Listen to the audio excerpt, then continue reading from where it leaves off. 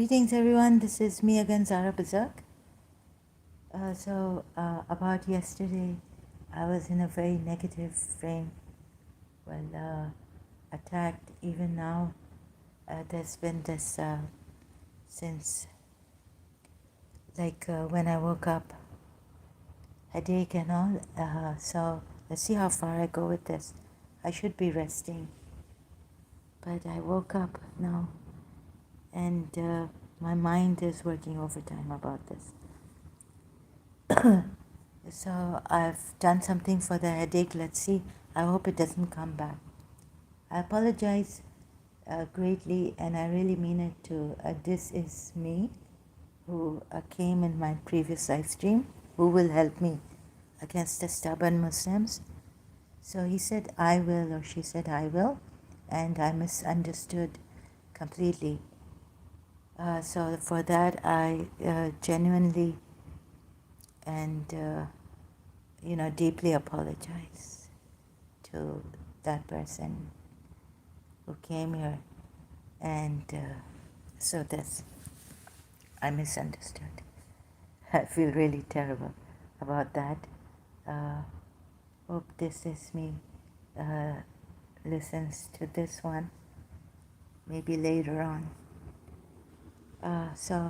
Really sorry, this is me.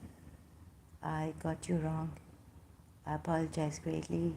I wish you the best. Thank you so much for saying that you will help me against the stubborn Muslims. What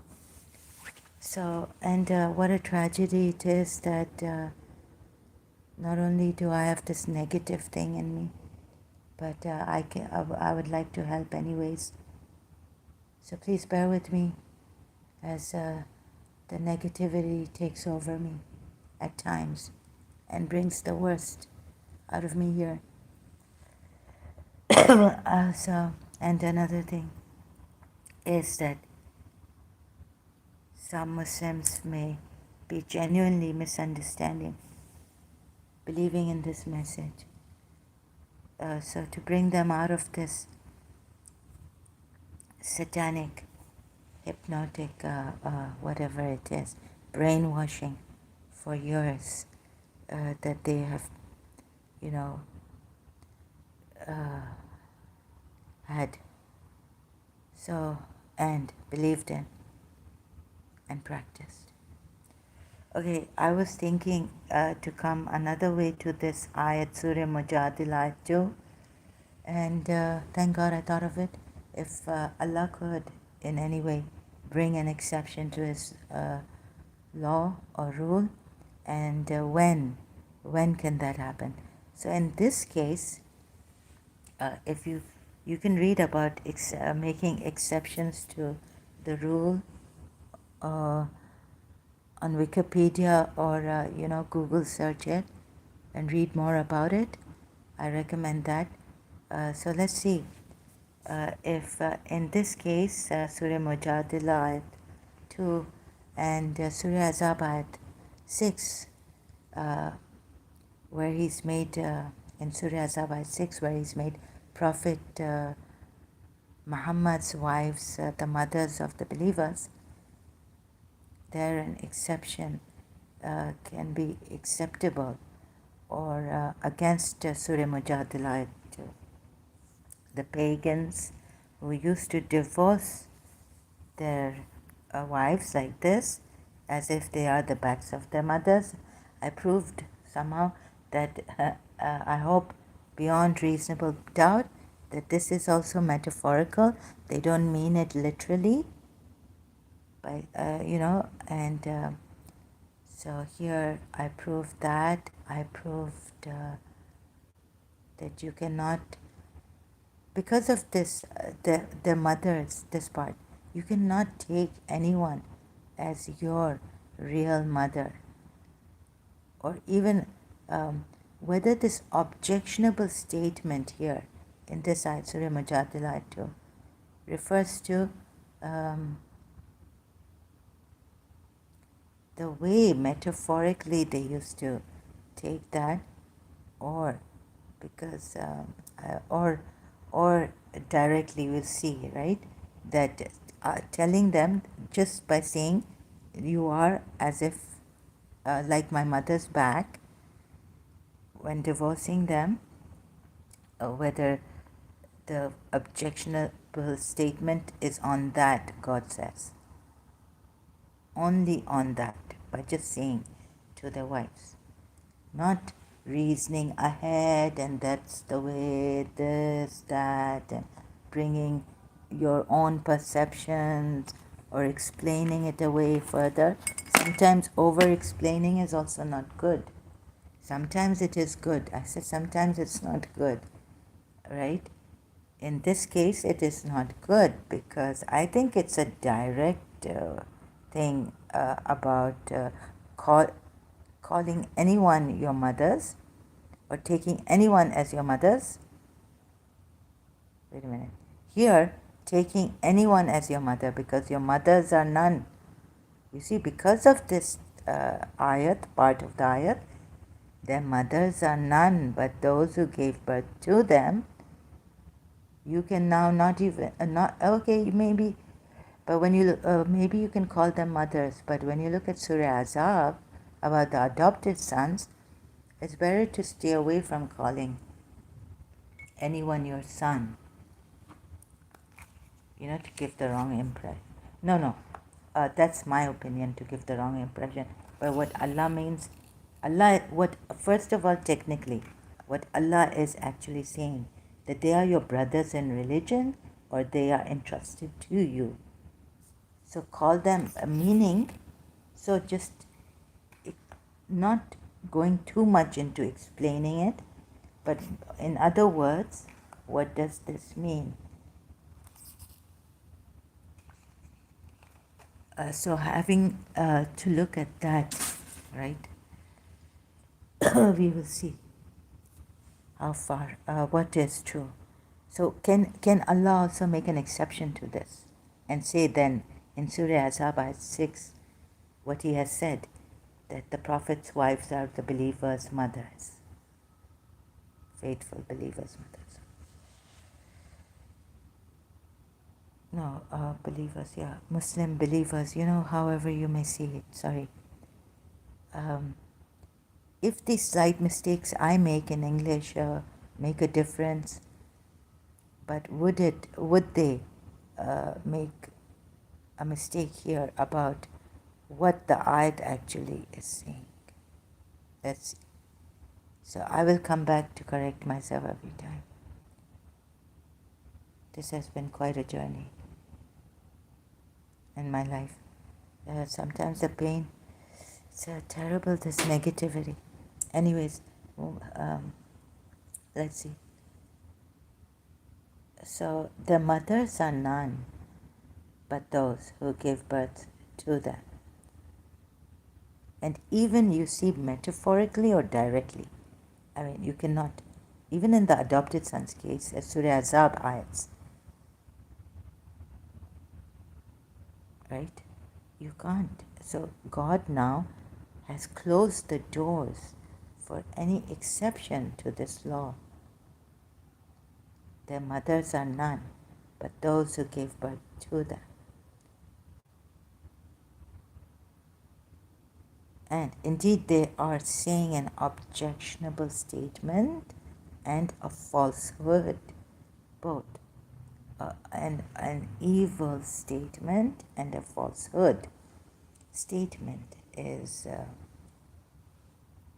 so you can have a look at this, ones with Arabic. Instead of, help me with the, if you are an Arab, you know Arabic, help me in this case, gave birth. Indeed, there's surely an evil of the word, qale, a word, is it? So they're saying an evil word.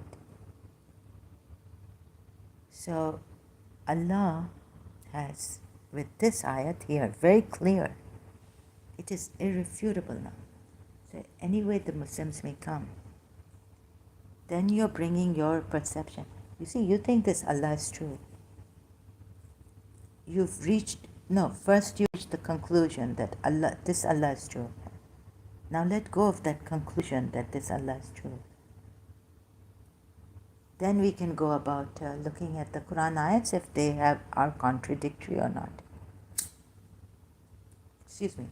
So Surah Nisa ayat 82, which says that if you find much contradiction in the Quran, that means that reflect upon the Quran.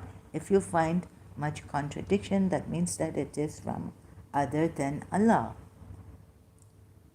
How would you do that? By not coming to the conclusion as yet that this is the true Allah, right? First, you would look to see if there are contradictions in the Quran. But if you come here and tell me you're Sunni, sorry, you know, the door is closed for that ayat even now for you. No. Each and every one of us has to do our research. It's not because I was born in a Shia family, my mother was a Shia, my father is a Shia, I'm a Shia. Sorry, doors are closed. Each and every individual also this is responsible for, to find out on their own whether this religion is true. Because of that Quran ayat, which says, Surah Nisa ayat 82, ponder over the Quran,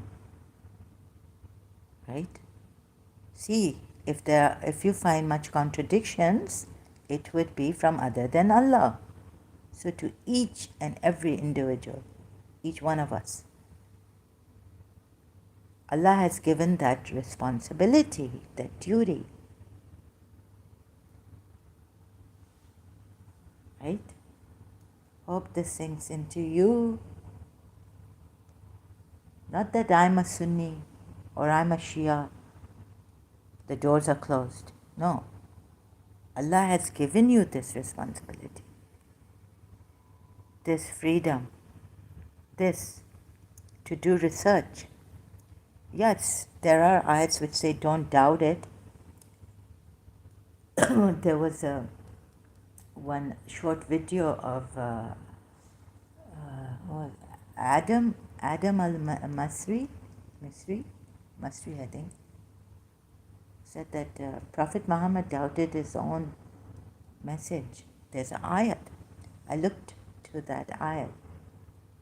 God bless you, Islamophobic. Thank you, Islamophobic. God bless you too very much. Thank you so much for your prayers. I really need it. I hope God blesses me soon. So all this negativity that makes me want to wish death for myself, or why do I exist? Oh, it's terrible. Thank you so much. You don't know what this means to me. This prayer. I don't know where our prayers are going. Amen to that. Yes, God bless you too, and your family members, and your country, your friends, anyone you come across. So, God bless you so much. So, Islamophobic, I'm really grateful for this. I cannot say how much. Okay, now please see that God has given each individual, because of this ayat, to ponder over. Be your own alim, religious scholar. And each one of you have been given this choice, how shall I say, this, that you need to ponder over. Then do they not reflect upon the Quran? America truly needs the Almighty to bless us. God bless America, Islamophobe. God bless America, your country.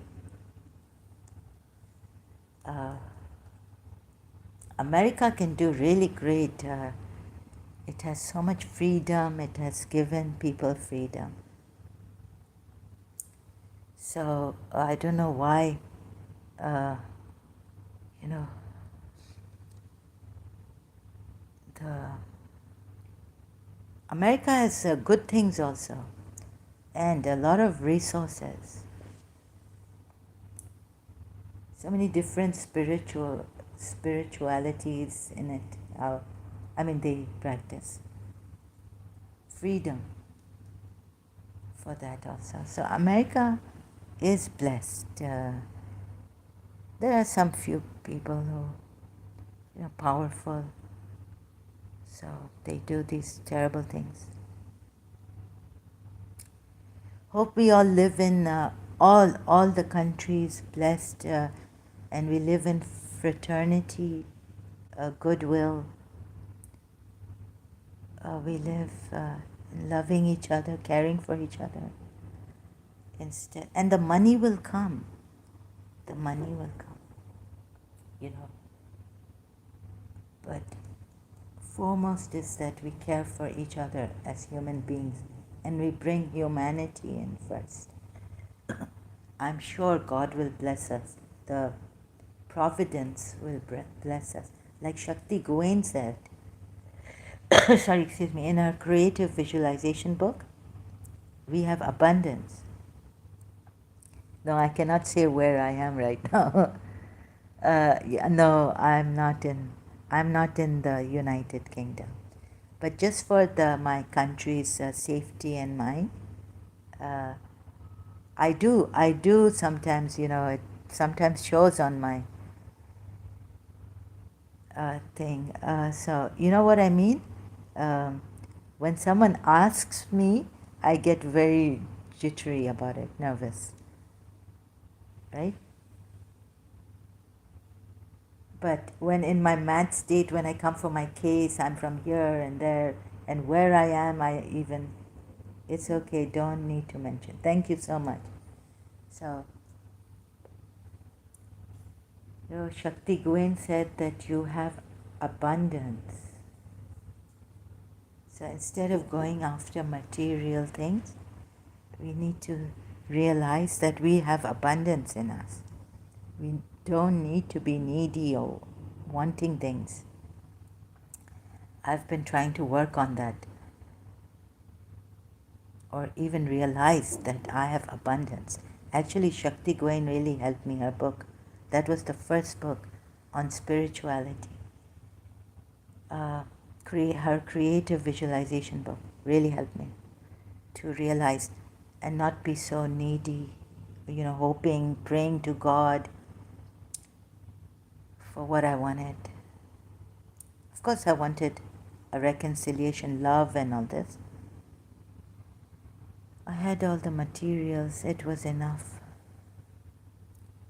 So, thank you so much, Islamophobic. Now,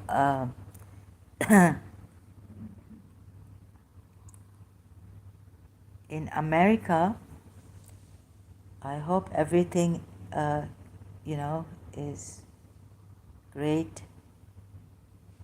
I assume you're from America.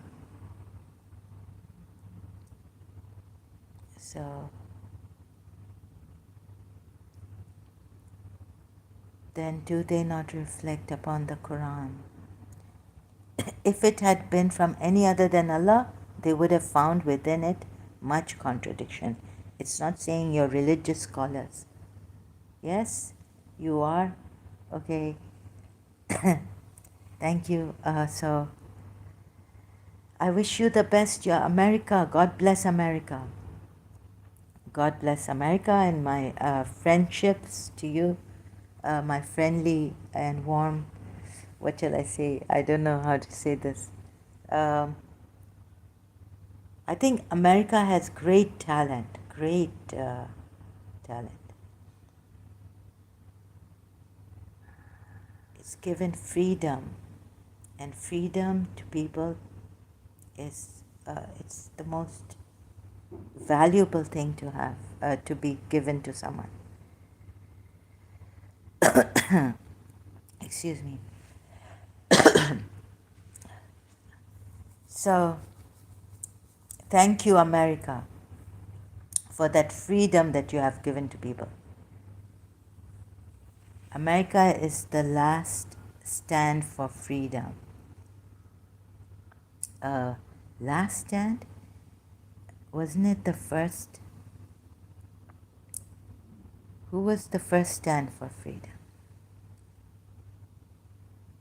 No, America, I think, is, my relatives have been there. My mother's aunt, she didn't want to come back to Pakistan, even though her family members were there. And her husband. Now she's passed away, but no, America has given freedom. Oh yeah, the black Americans and all that, but yeah, at that time, but they've improved. So, slavery has been there, yes. America did that. So that was really terrible, but even the Britishers, they ruled over the world. Now we have to move forward, okay, and not look at what they have now made. I have also sinned, and once you try to make amends, let's not criticize or anything too much, right? They've realized, the Britishers have also realized long time ago their mistake of ruling the world, colonialization and all this happened. They've done a lot of bad, a lot of oppression, a lot of damage, but they, thank God, they realized. Now we need the Muslims to realize, right? Because when I was living in Britain, London, long time ago in my childhood, it was a very good city to live in for me. What a great fresh change. We had so much freedom, and yet safety. I could go alone, bicycle, this, that, in taxis. No one would harm me or harass me or molest me. So let's now move forward. Let's hope that God has forgiven us for our sins, and if He hasn't, well, we did that before. Now move forward and try to do good deeds, do good to others. Maybe one day God will forgive us for the damage we have done in the past to our brothers and sisters, to our family members, to other countries, to people, right? Islamophobe, big. Let's, move forward. And if criticizing America and Europe would not do, right? Because this Islam in itself is wrong, false. So now let's not look back. Let's move forward, hand in hand, in union, in humanity, in compassion. Let's amend our ways. Let's see if God will forgive us for our past things. And also to look at this. Bring a change in Muslim countries. Freedom of religion. So if there are anything of that sort of Islamophobia in America, they can change that also. Hopefully it's not the religious thing, religiously, Islamophobics. They are not religiously. It's not in their religion to fear Islam. But Islam is a thing to be feared, actually. It is a fearful religion. It casts fear into us. I'm not a good speaker. What's the main difference between zina and mutta? Zina is when you're single, when you sleep around, outside of marital this thing, contract. or when you're married and you do adultery. So zina is like fornication and adultery, and mutta is like having a mistress, but you enjoy the thing through temporary marriage. It's a temporary marriage done for some reasons. You can look at it. I'm not good at explaining this. You can search for mutta. Mutta, Shias practice mutta.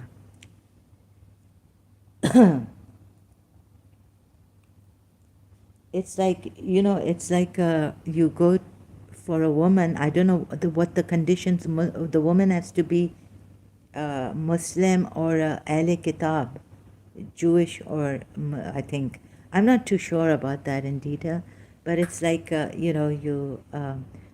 example, when let's say when a husband is traveling, he's a businessman, and he's away from his wife 6 months, and his wife doesn't join him, then they say it's unhealthy for a man to stay away from his wife, a married man, for more than 3 months. So he can do muta if he wants. Temporary marriage, then he takes the responsibility if he impregnates the lady, his temporary wife. That's all this. Right? Islamophobic, that's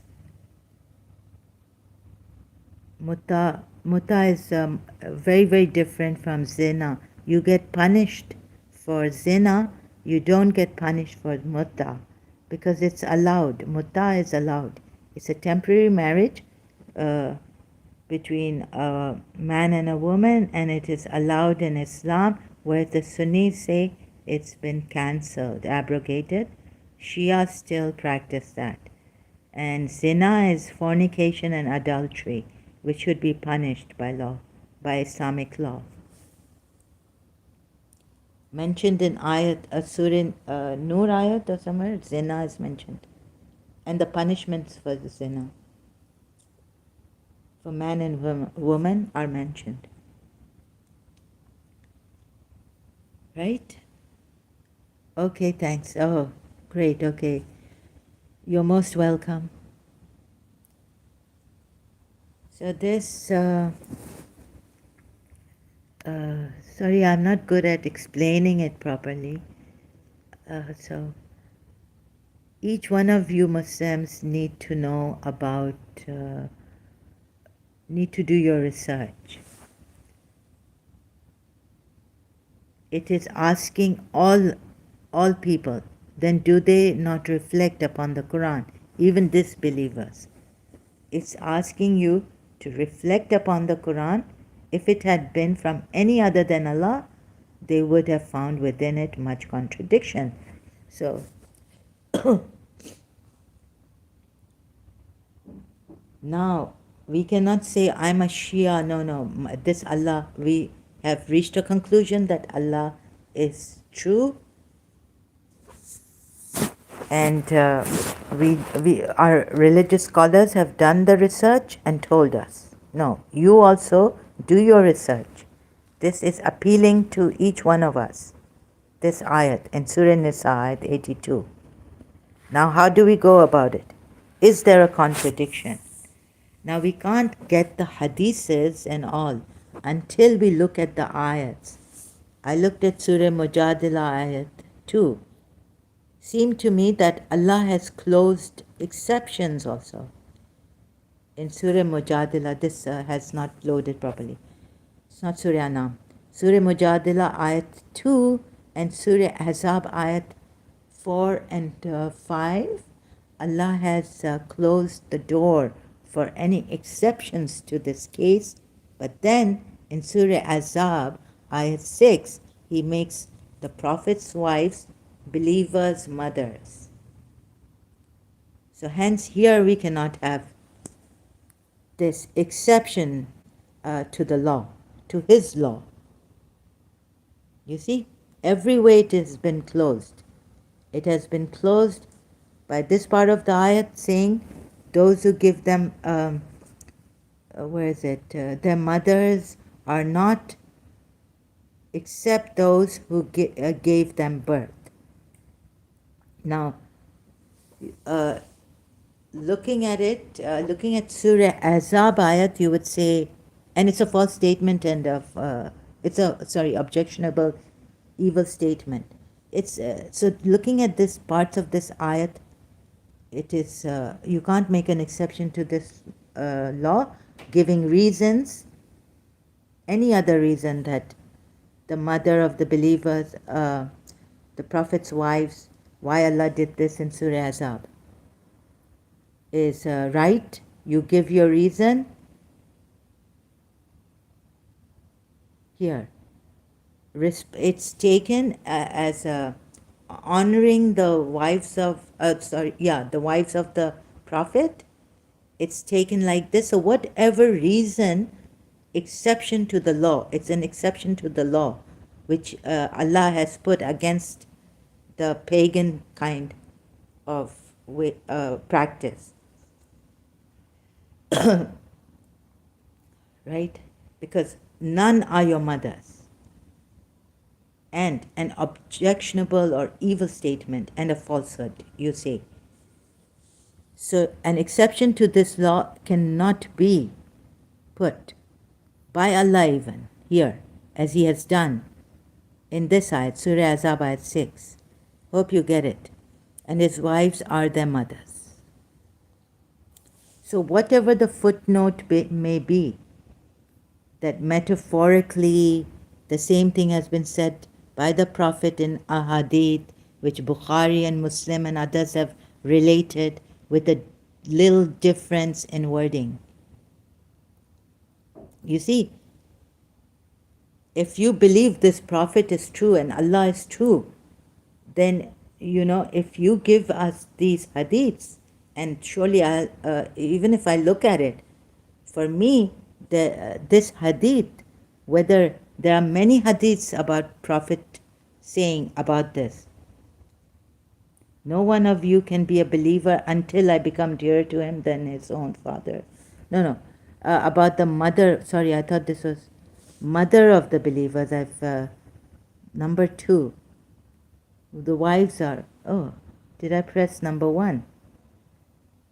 So like this, any hadith that comes, you cannot go against, it should not go against the ayats which the law is, Allah has made a law on that, which give a law that no one is your mother except those who gave you birth. So whatever reason you give, would that be correct? To say, here is an exception and this is the reason why the exception is put in this ayat, that now you believers take the Prophet's wives as mothers. I'm trying to click on this to the footnote to see. So you see, no, it says the same thing has been said about no one can be a believer until, it's about the first part, even ayat, this footnote for 2. So for the mother, wives are their mothers.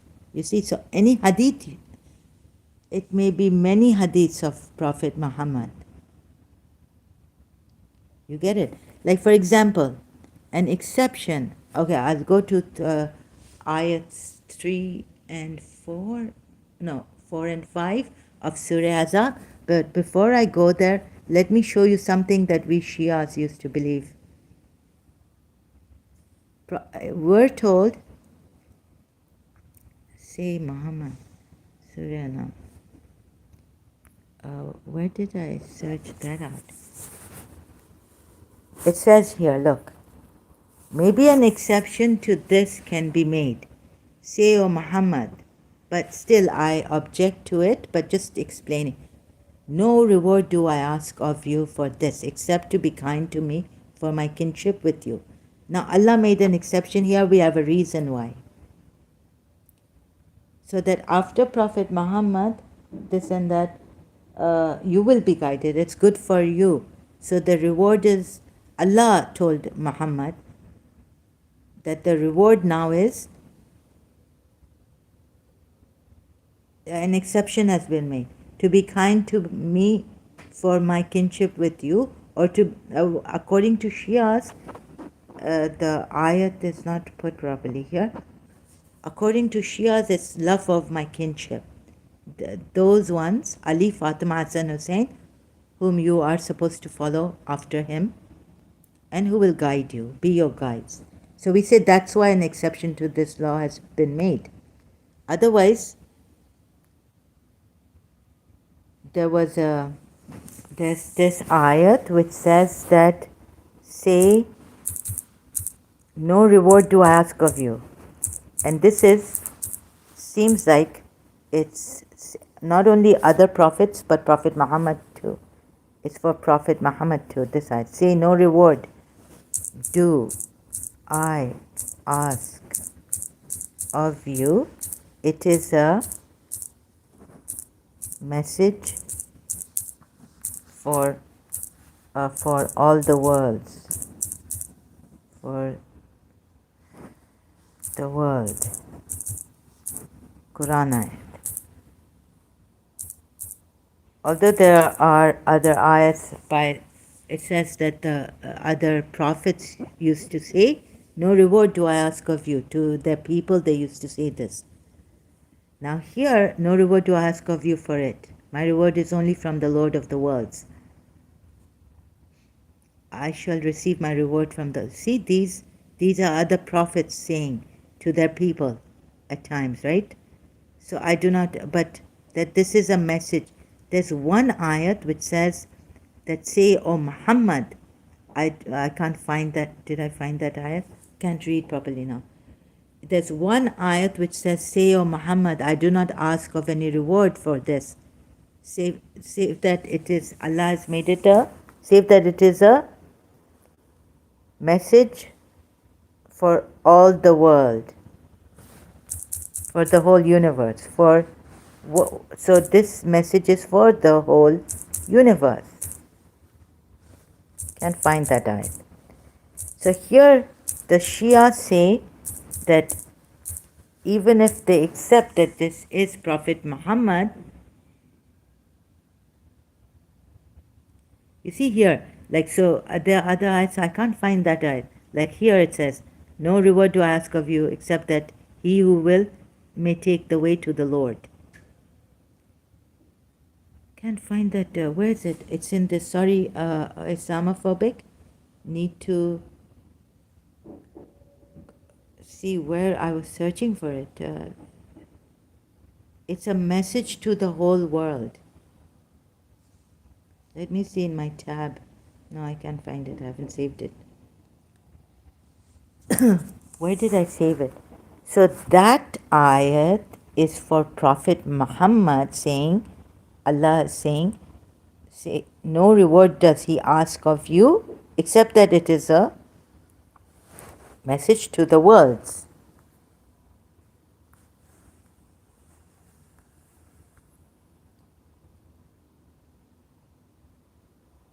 Here it is, 90, Surah Anam. Yeah, it's here, sorry. It was right in front of me and I thought Surah Anam, Ayat 90. Those are the ones whom Allah has guided. So from their guidance, take an example. Say, I ask of you for it this message. No payment, no reward. It is not but a reminder for the worlds.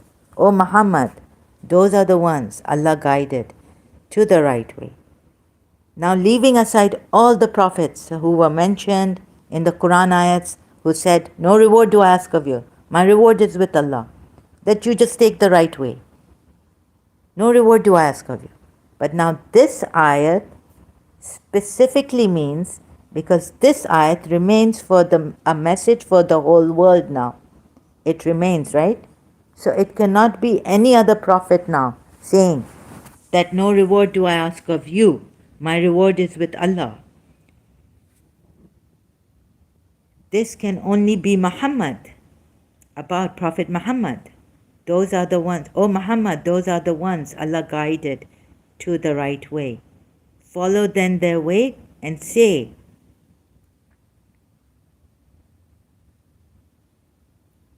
I ask of you no reward for carrying on this mission.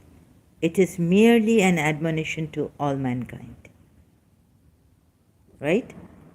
So if the Shias, even Sunni Shias both say, no reward did he ask. This is, or but the exception is made for Prophet Muhammad anyways. So this is an exception to the rule, what what the prophets never used to ask for any reward from their people for the guidance, for guiding them to the right way. The exception is this Surah 42, Ayah 23. Say, O Muhammad, no reward do I ask of you for this, except to be kind, except love of my kinship. Now he's asked for a reward. Allah has.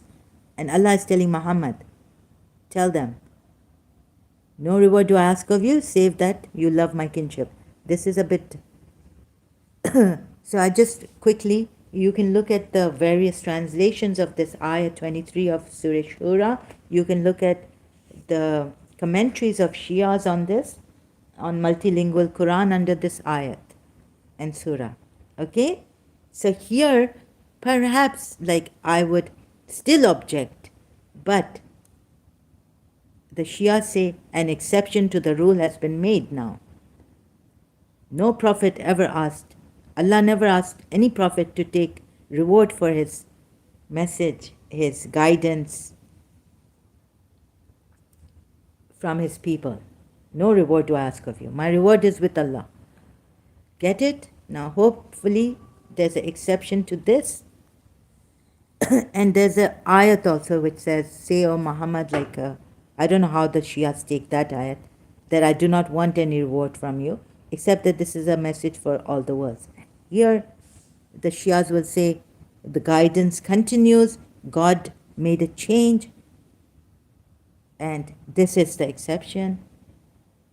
Okay, here slightly an exception could be made, but there would be a great discussion on this. I would not agree.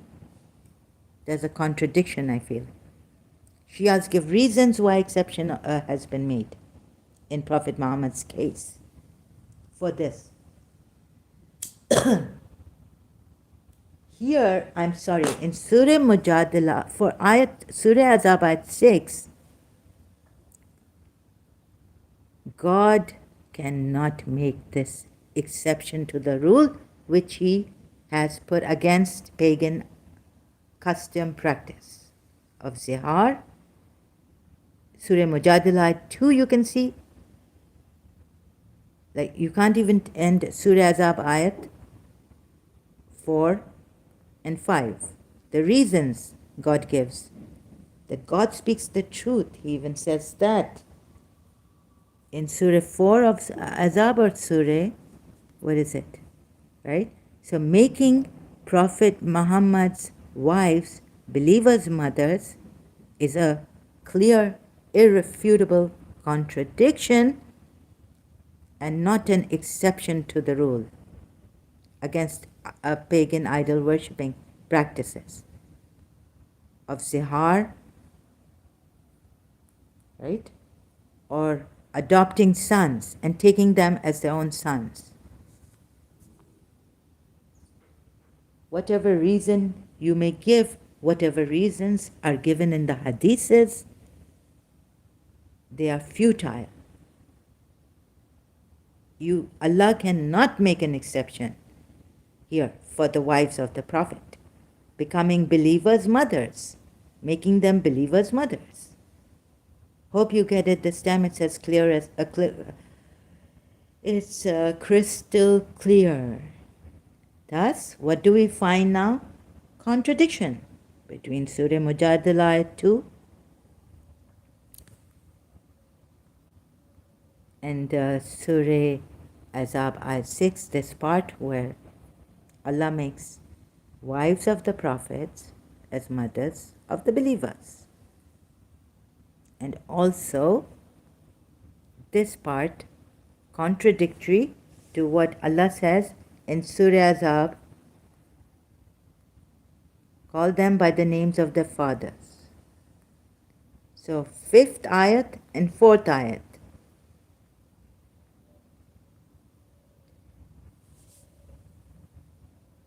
Now you can, Muslims, you cannot ask me to read the reason why God made an exception to this law.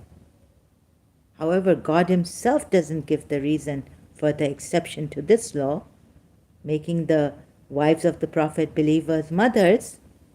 You cannot give me that exception through hadiths. That, oh, the reason God made this, and so to respect the mothers of the believers, to respect the wives of Prophet, take them as mothers. No. No reason good enough. You understand now. Hope it is clear, crystal clear. And please read when exception to the rules are made, when they can be made.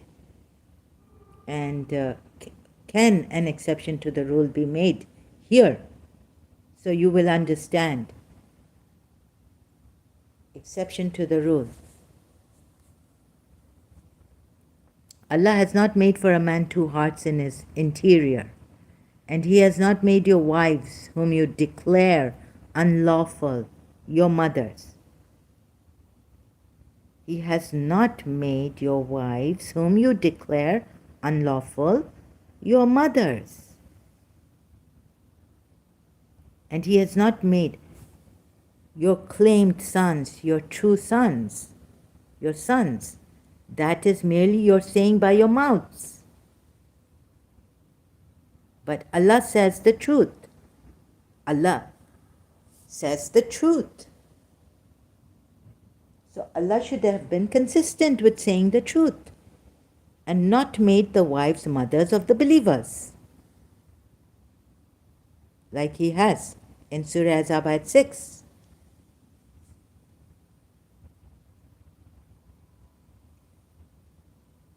Reason, you can't bring that God changed because of that reason.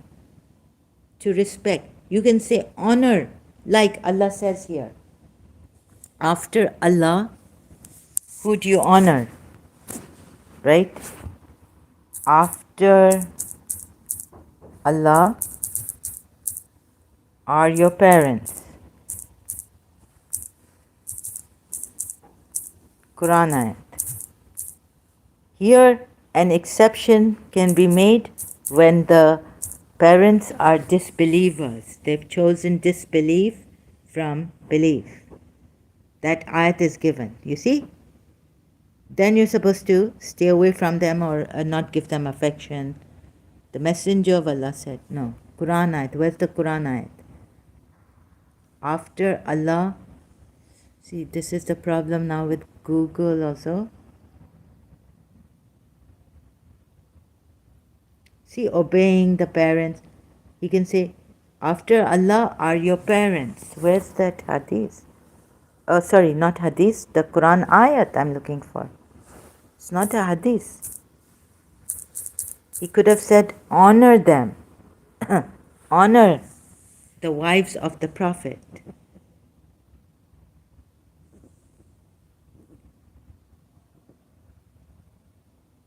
Your Lord has, it is here.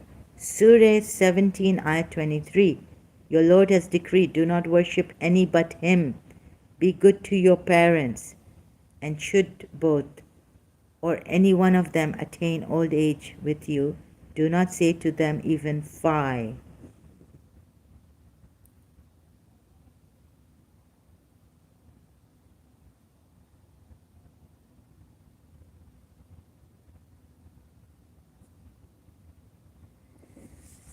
Surah 17, Ayat 23.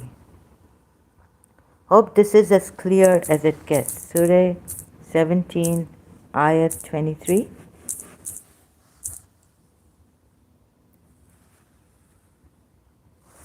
Surah Isra, Ayat 23.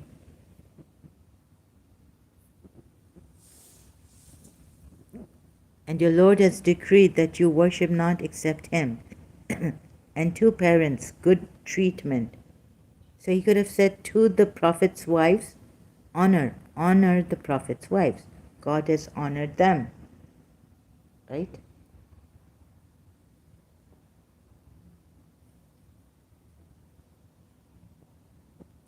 Do not worship anyone but Him. Be good to your parents. And should both or any one of them attain old age with you, do not say to them even fie. Be good, be kind to your parents, right?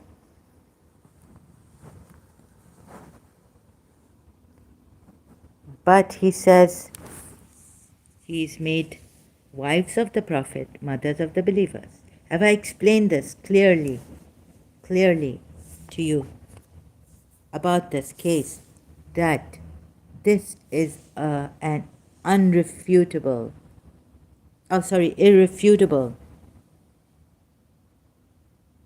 contradiction. You can't make a law against the pagans. You can. But in this case, you can't do this. Tell them they are not consequently their mothers. Their mothers are none but those who gave birth to them. And indeed, they are saying another addition. They're saying an objectionable statement, calling them mothers, because it is about calling them mothers. They also take it metaphorically. They don't take it literally. You are as the backs of my mothers. Then the divorce.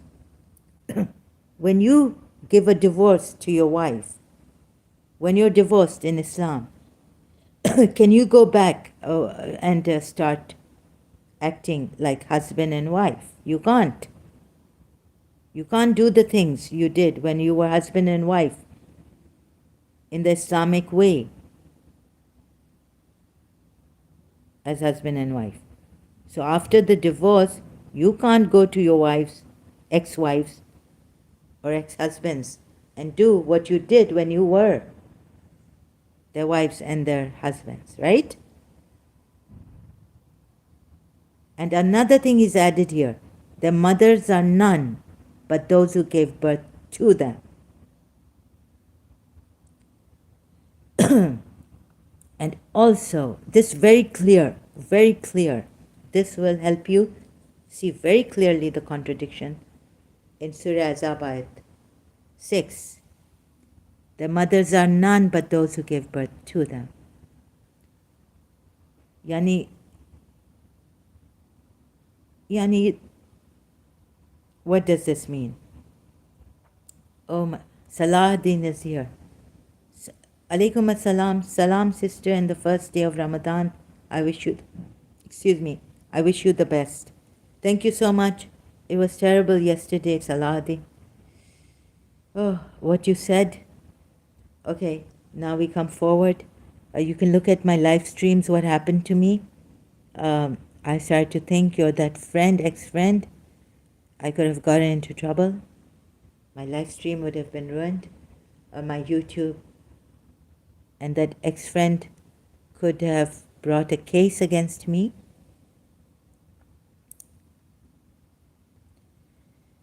Salahuddin, you didn't answer. Do you get this?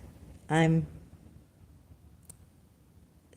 was thinking, brother,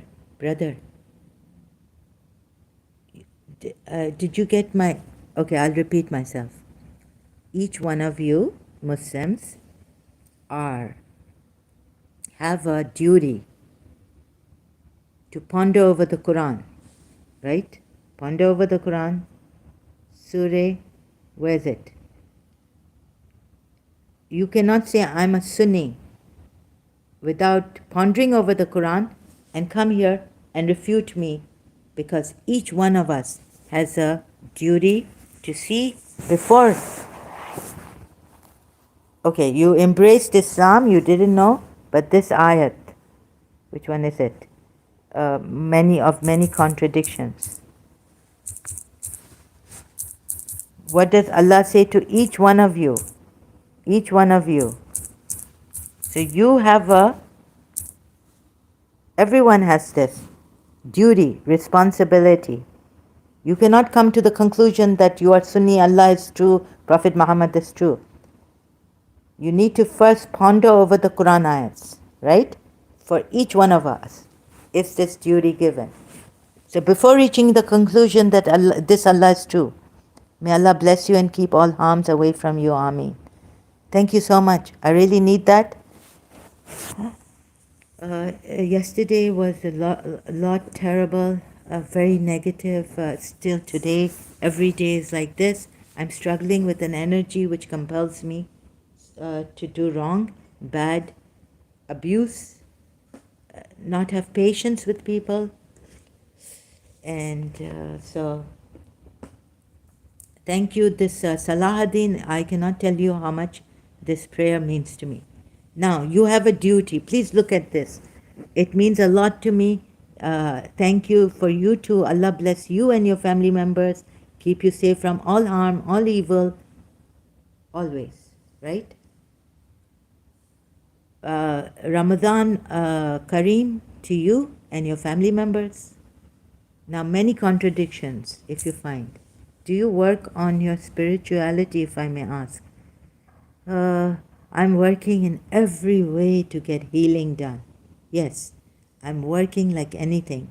Sometimes I say, maybe you're working too hard and you should rely on God. But the moment I say that, I get attacked. And again, the mantras start, prayers start, going to, So, yeah, what you mean that, am I trying to work on my spirituality to make myself a better person, to be protected from evil? Yes. To get healing?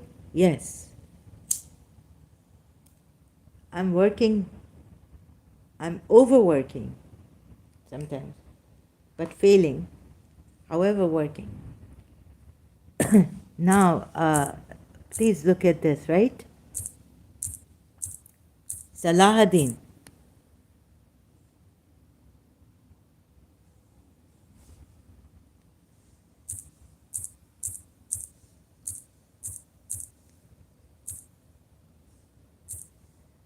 Where is that ayat? Now that you are here, had been from, what is it saying to you? You cannot come to a conclusion that Allah is true without pondering over the Quran. Let's see if I'm tired. Yes, it's Surah Nisa at 82. So I saved it here and missed it. Where is it? Surah Nisa at 82. So you aren't of those atheists who say we are only the material body. No, no, no. Salahuddin, you've been here for a long time. You asked me. I'm not an atheist, please. Please, Salahuddin. Yes, I'm not an atheist. I am very spiritual. I mean, I can't say I am, but I believe in, I've seen spirituality. I've seen whatever is spirituality, yes. I'm like I believe in. Please, I believe what I see, like if there's a God, I'm searching for, and what is this? So like that, I haven't closed my mind and said, there's no evidence to God, so that's why I'm an atheist.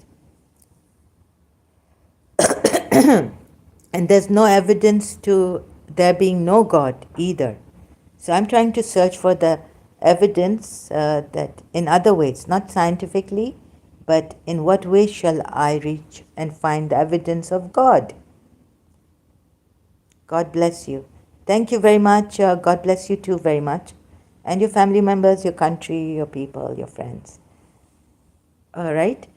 Salahuddin, now can we come to this again? You brought out some questions.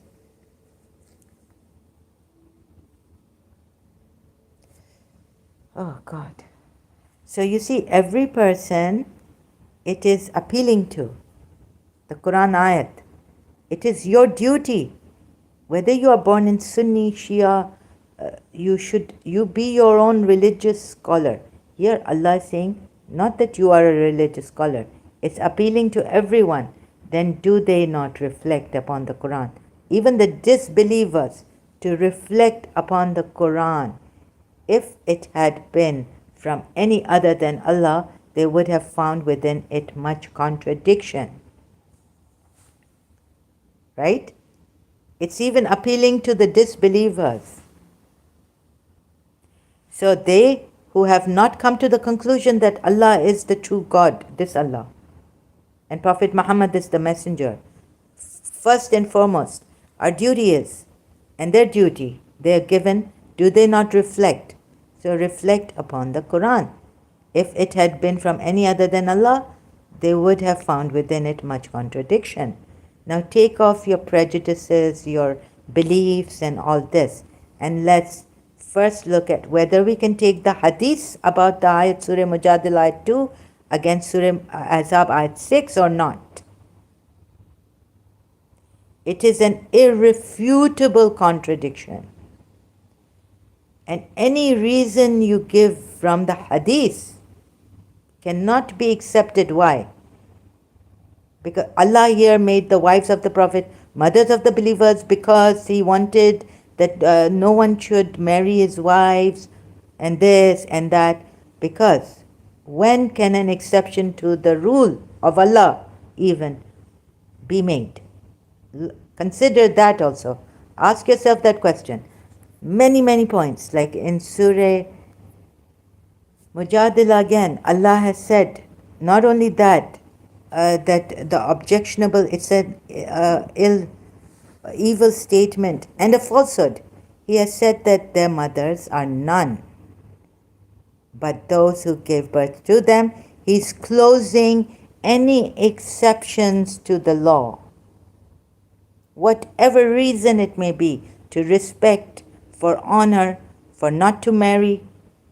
No reason good enough, because he's closed it with this statement here by bringing this by saying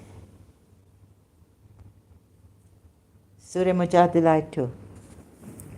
Their mothers are none, but those who gave birth to them.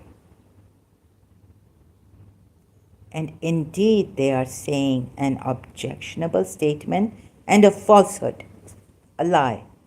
They are lying, and they've even said, qawlu, an evil thing, word. They've said an evil word. Not how they've, by saying that, how they take their wives, what have they done with it, what they can't do with it. No, it's an evil word.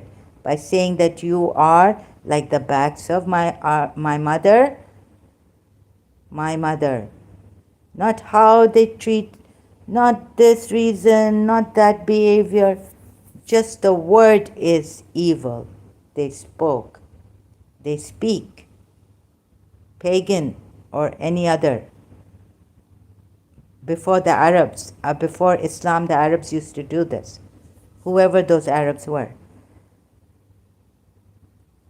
Get it? It is an irrefutable thing. What?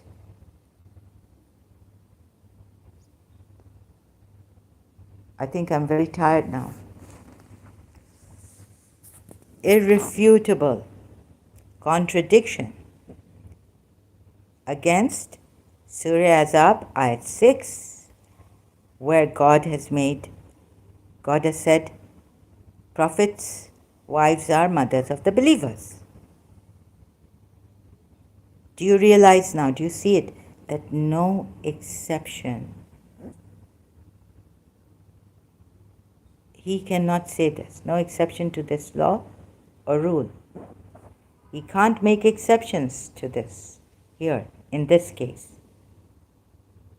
And thus, it is a clear contradiction.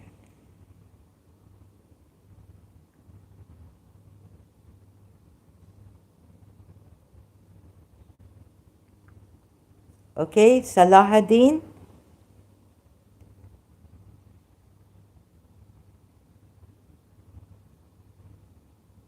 Do you get it?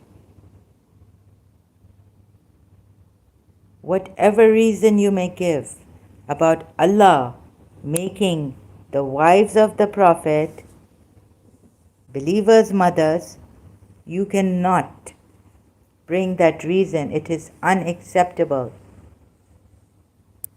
Because he's told the Arabs before who used to practice zihar that none are your mothers except those who give birth.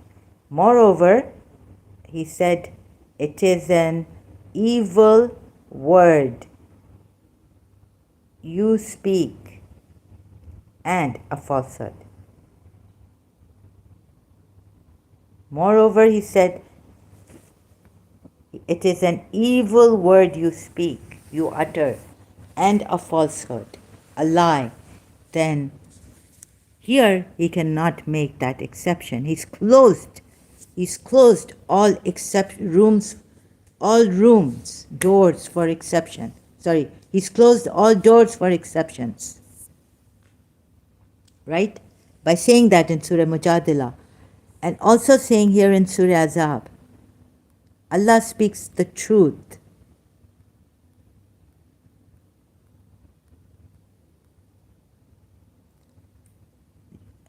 Right?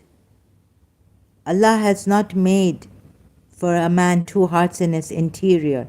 He has not made your wives whom you declare unlawful your mothers.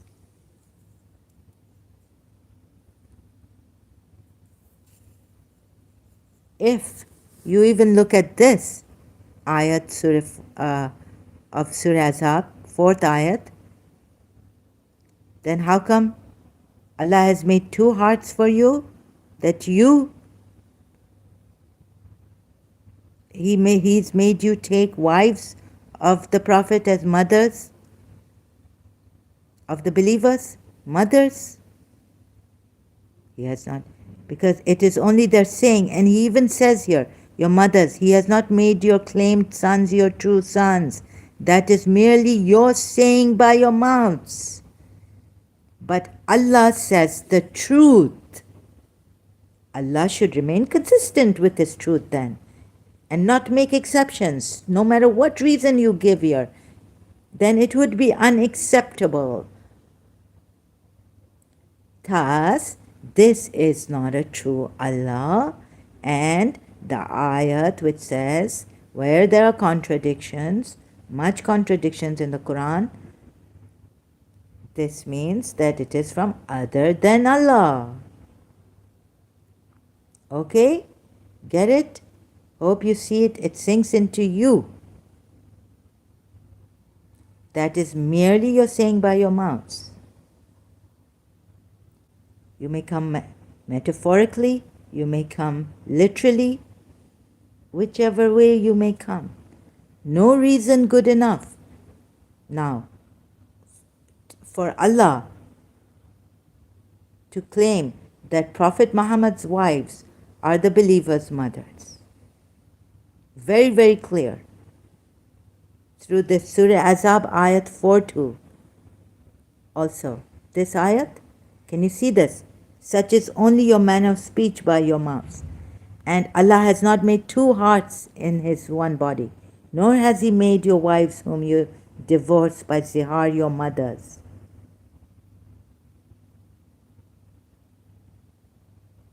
Again, not only Surah Mujadila ayat 2, but Surah Azab ayat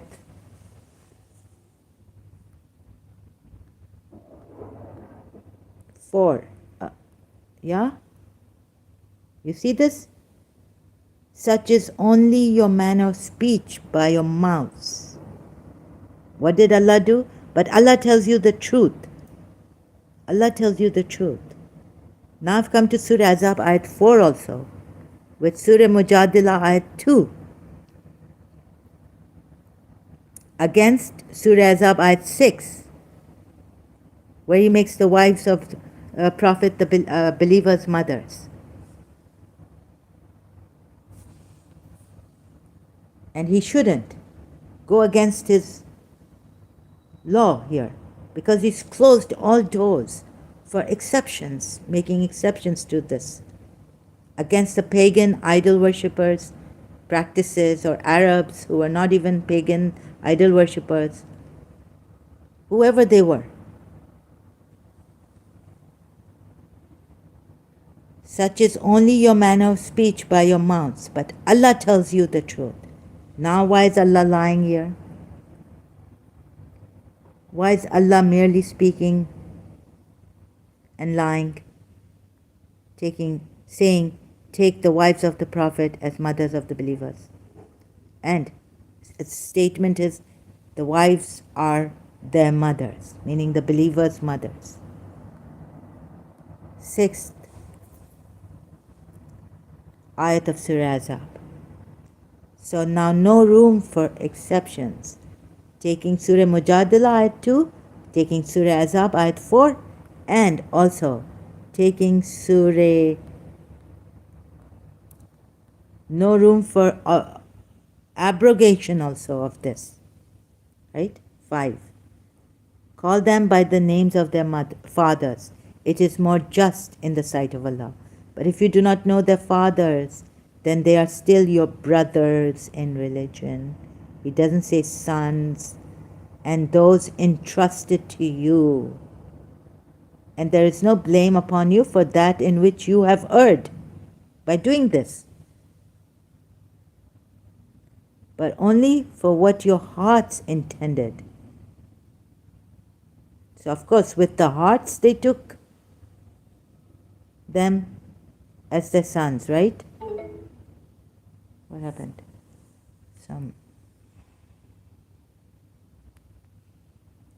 Right? Do you see this? It's a clear contradiction now. No exception can be made. His Highness Sheikh Mohammed bin Zayed on Twitter, as the holy month of Ramadan begins, I wish you all a blessed month of reflection and pray that God continues to grant peace and harmony to the people of the UAE and the world. Amen. Okay, now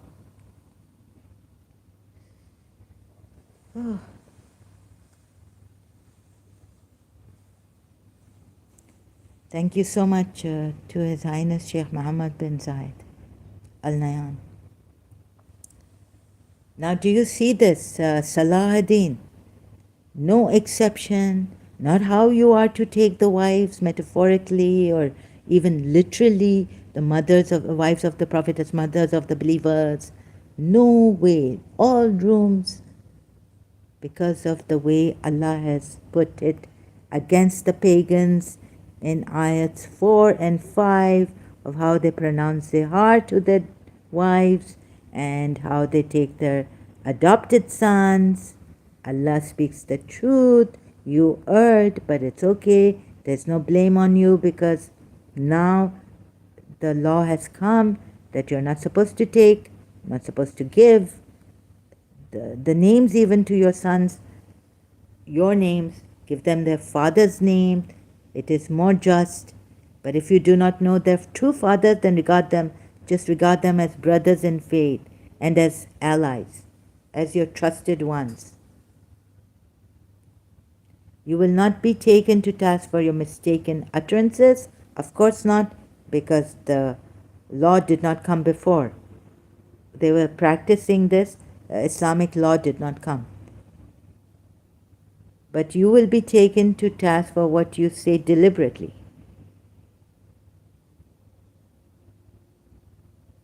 And yet he's done the same thing. What he has done is made the wives of Prophet, the believers' sons. Oh, sorry, the believers' mothers. Do you see this? So no exception.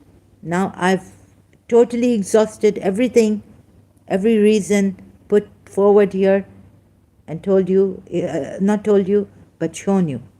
There cannot be here an exception that Allah has made here for the wives of the Prophet.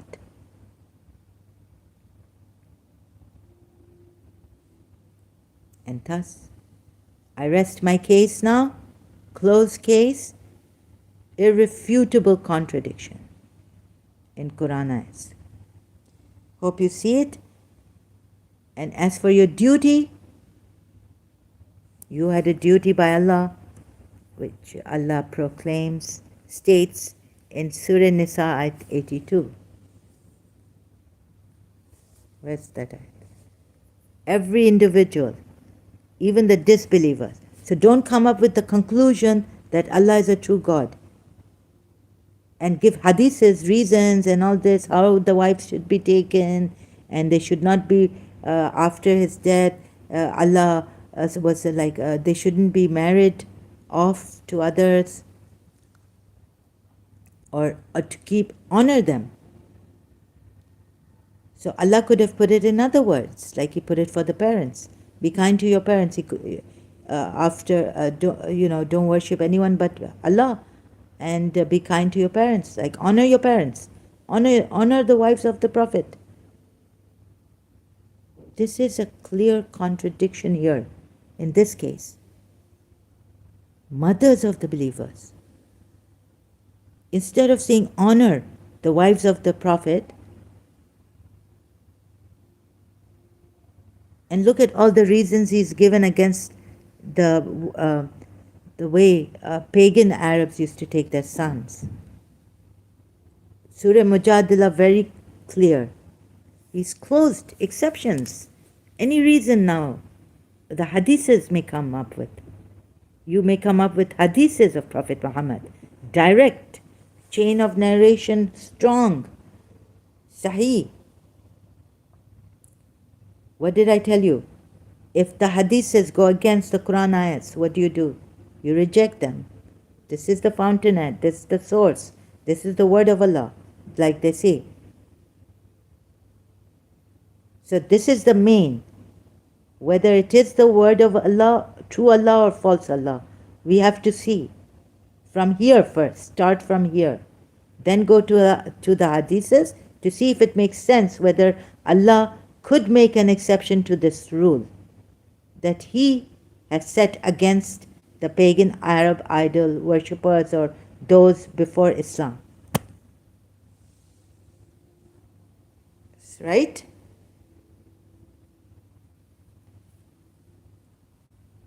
Okay? Salahuddin, where have you gone off to? Please. I've done all this work. Hopefully, I'm here to help you see this, and emotionally also to help you. May God help you. The true one God, the true God.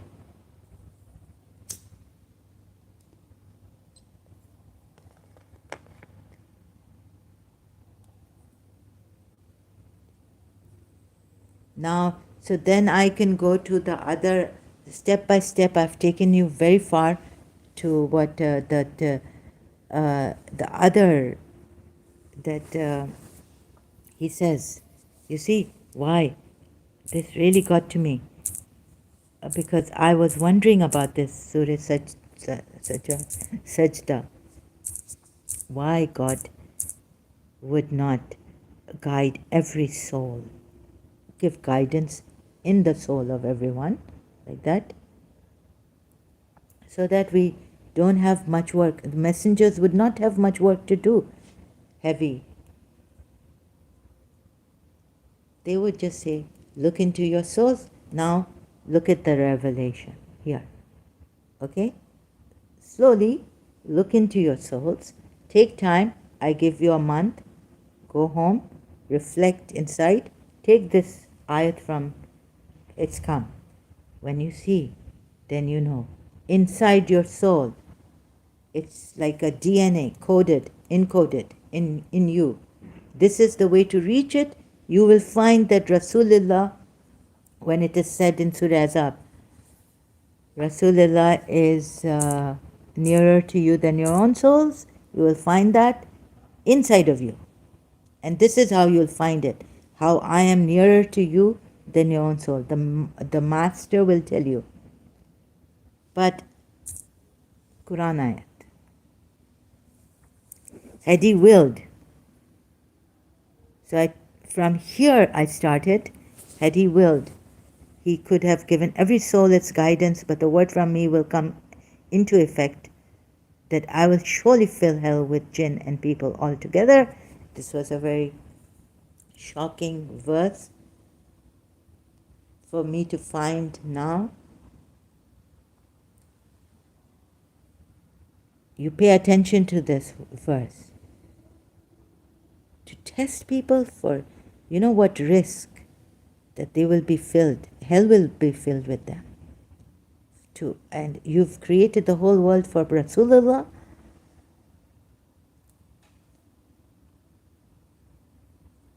Messengers came to guide us.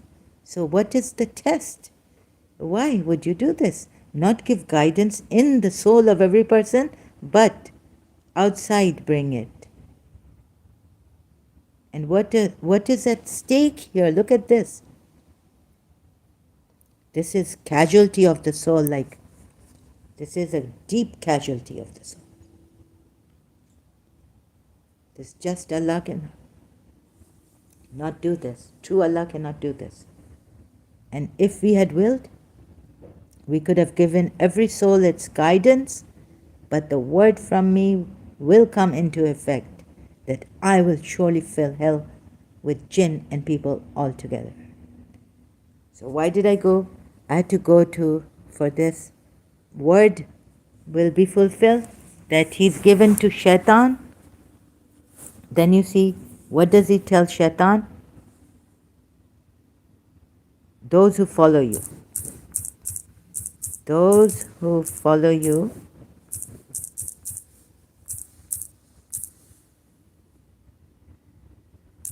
I will cast into hell.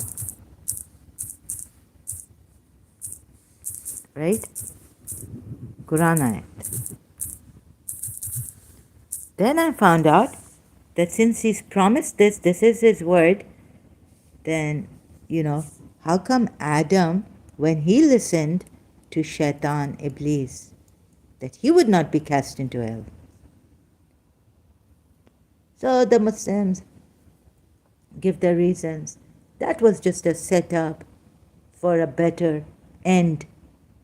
But the better end for those who take this as true. The rest will go to hell. Jinn and men.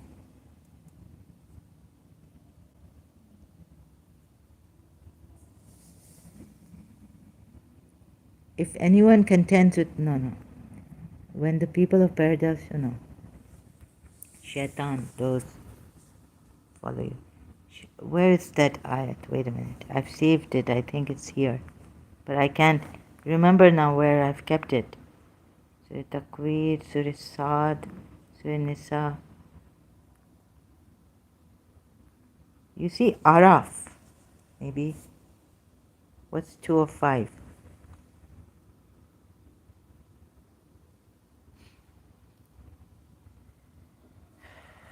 He says here that you may remember him in yourselves. To remember him in yourself when the guidance has come to you, but the soul is inclined to evil.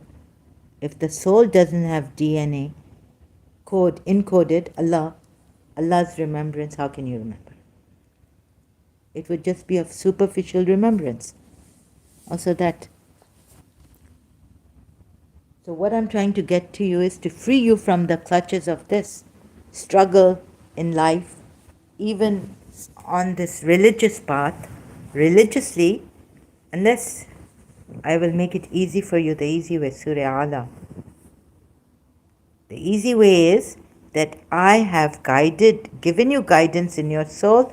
A master will come, a Mawla will come, a messenger will come from me who will guide you to inside yourself to show you where am I. Not only to zikr Allah, to do zikr Allah, but to realize me in yourselves, in your souls. That would be easy, right? Once you realize atheists are here and there, where's the evidence of God?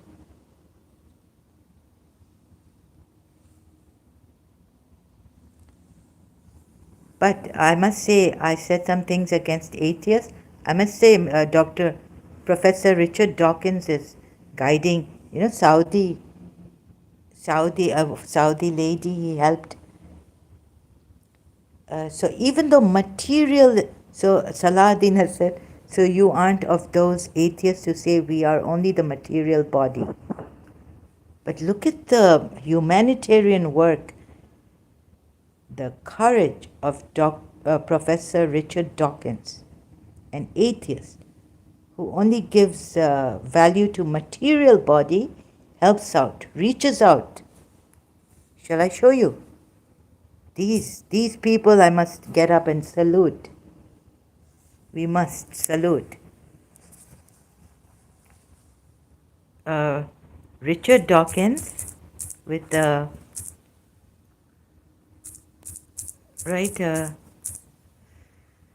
with the Saudi lady. Look at how he's helped, how he cares, how they care. Richard Dawkins interviews Saudi Arabian atheist author Rana Ahmad. Oh, it's giving me like goosebumps. My hair. I have no words, so just for a moment. Look at how they care for human beings. Humanity has come in. I used to think, even in these dark hours, now even as they hit me and are there compelling me and negativity, no, humanity hasn't died. Humanity hasn't died. Even in these atheists, there is humanity.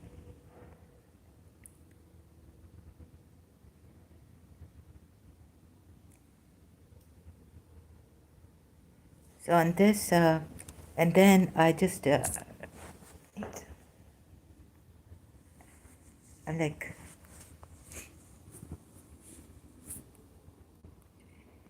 so, please tell me now, step by step I've taken you. Until and unless you don't see the easy contradiction, you will not be able to be with me here. What I'm sharing to free you from the clutches, from the brainwashing, the indoctrination of this false religion. You see, that's why. Step by step, with someone's help, I've taken you step by step. Now we're going to higher grounds. So if you can't see the contradiction, Salahuddin, and Muslims like Salahuddin, if they cannot see a very easy, simple contradiction between Surah Mujadila ayat 2 and Surah Azab ayat 6, also considering Surah Azab ayats 4 and 5, then I'm afraid I cannot help you. So that's why I have to take the time again and again. If there is someone like Salahuddin out there who still cannot see the most easy way, then I have to come to the easy way again and again until I show you this so that I can help you. I can help you see the other contradictions in the Quran ayats, which are a little more difficult. Because there, for Adam, the Muslims would say that, well, it was a setup. well, look at the whole picture. Again, it's the same thing. Violence here, punishments here to make it better for the others, and your hereafter. Defacing the faces, threatening them to accept Islam, to make you what Salahuddin said. How, with what reason? You're, contradicting himself. Before he said, no, there's no compulsion in religion. No, this is extremism. Islam doesn't allow compulsion. But when I showed him that ayat, he started to say, well, it's for the betterment of the year after. So if I fail, if you don't fail to show you, like I feel I failed to show you a very easy contradiction.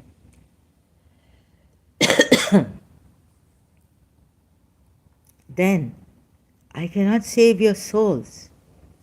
Because, my dear friends, brothers, sisters, family, global family, there's a very good from Dead Poets Society, Dead quote, right? Where these quotes are very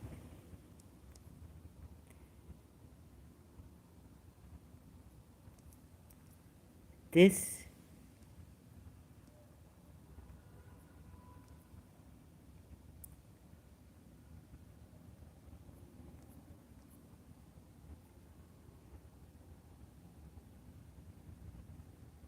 just when you think you know something, you have to look at it in another way. Even though it may seem silly or wrong, you must try. And where's that? It is a try, but only in your dreams can man be truly free. It was so to make you free in this life, not only in your dreams. 'Twas always thus and always thus will be. It's not a dream. Make it a reality.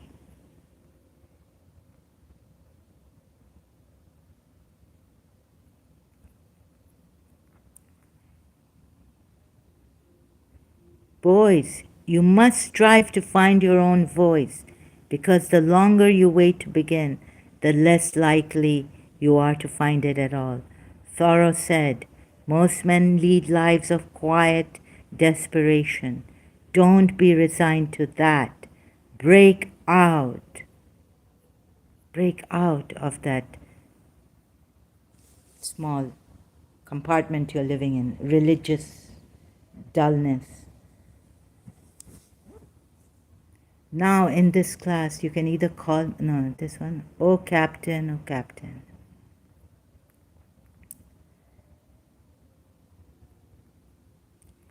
Carpe diem, seize the day, make your lives extraordinary.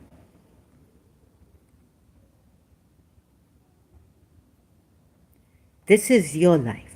This is not Prophet Muhammad's life. To quote from Whitman, O me, O life, of the questions of these recurring, of the endless trains of the faithless, of cities filled with the foolish, what good amid these? O me, O life, answer that you are here, that life exists, and identity, that the powerful play on, and you may contribute a verse, that the powerful play goes on, and you may contribute a verse. What will your verse be? What will your ayat be?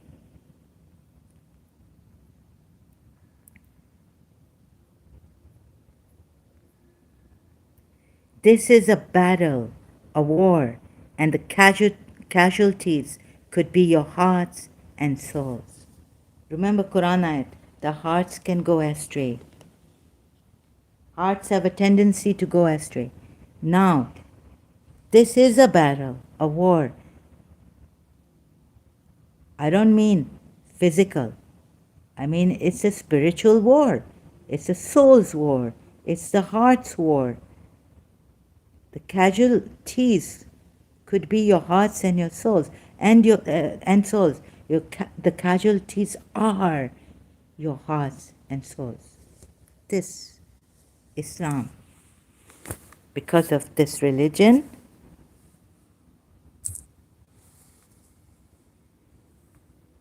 Surah Sajda, Ayat 13. So step by step taking you. If you can't see it, I have to come back and show you. Like I had to show Salahuddin. Back again to that very simple contradiction. So if Salahuddin says, yes, I see it, then I can, but for the rest of you, at least I can go then to greater, harder stuff in the Quran, right?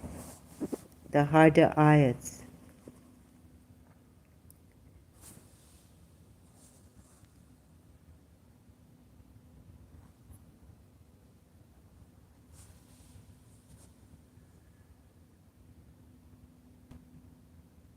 They said, yes, we have to. You are testifying. Shahid, who are you? You are the Lord in form now. You are the formless. Because what is this Shahid? Ashhadu.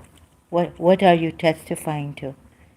With your complete being, right? You need to testify not only through the lips, through the mouth, through the mind,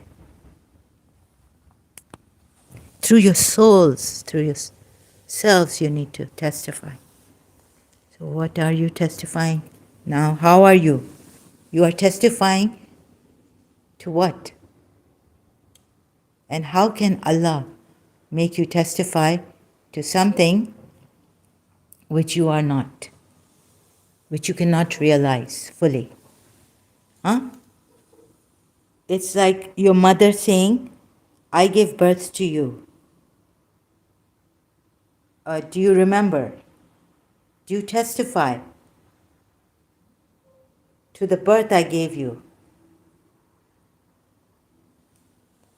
How far will you go with that shahadat, witness, testifying?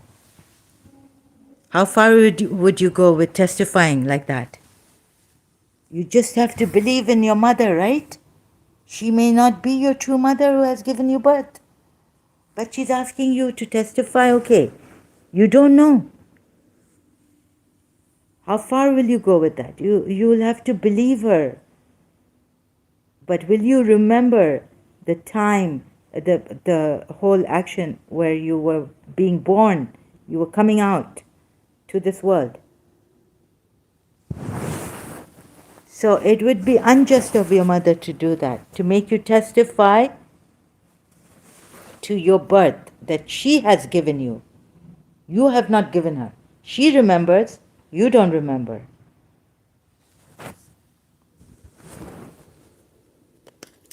So I'm taking you higher up. I mean, in the sense that what I'm doing is, this is quite difficult to explain then, and then to say this is wrong. The hadiths, interpretations, tafsirs, what you've taken this to be is wrong. Because wouldn't it be unjust of your mother to say, remember, child, the day I gave birth to you. Remember that birth when you were coming out.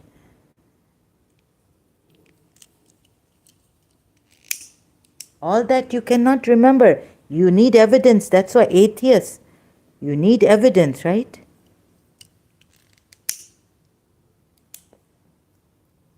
So you have a birth certificate. Your mother says, you were born in this hospital. Look at this at this time. That's just superficially knowing that this is your mother. Okay, she's shown you a birth certificate. Yet, you cannot be that sure mentally. Yes, you've got it. you've got something outside. It's all what? Evidence on the material level, right?